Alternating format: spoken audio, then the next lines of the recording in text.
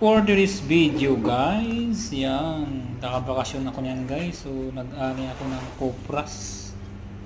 Yan na, binibilad ko yan 3 araw yan bago maibenta ang kopras mga kababayan. Ganun katagal bago kasi wala tayong pugon o yung landahan guys. So, sa Bisaya pa. So bago yan magkapira, magpaano ka muna, magpasaka ka muna. Ang gatos pala karon sa pagsaka sa lubi guys is 150 pesos bawat gatos.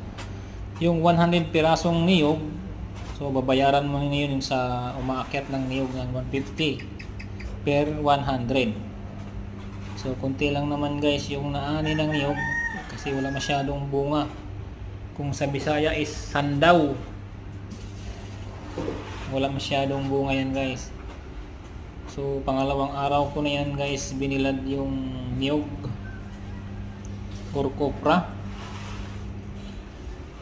Medyo mainit na yan dyan guys, mga alas 8 ng umaga. So binibilad ko na yan guys. So ginagamitan ko na ng rake para ikalat ko ng mabuti, madali siya matuyo. Pero abutin talaga yan ng 3 days bago siya matuyo.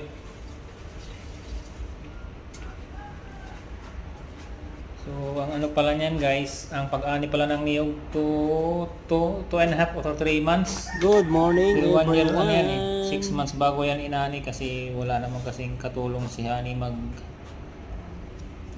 pag mag-harvest ng niyog, nahihirapan siya mag-isa. So nung pag-uwi ko yun, nag-harvest kami, kukunti lang yan.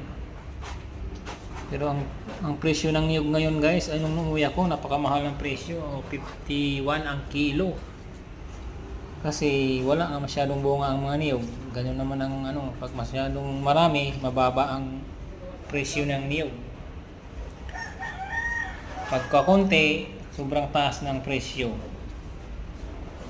Kahit dapat talaga yan mayroong permanenteng presyo kasi pag abunda wala masyadong presyo, lugi din ang niyan. Kasi mahal ang pasakasan niyog, 150 per kilo, per peraso. So, thank you for watching everyone. Salamat sa mga pagsuporta sa aking video dito sa YouTube. Bye-bye at magandang gabi. Bye bye everyone.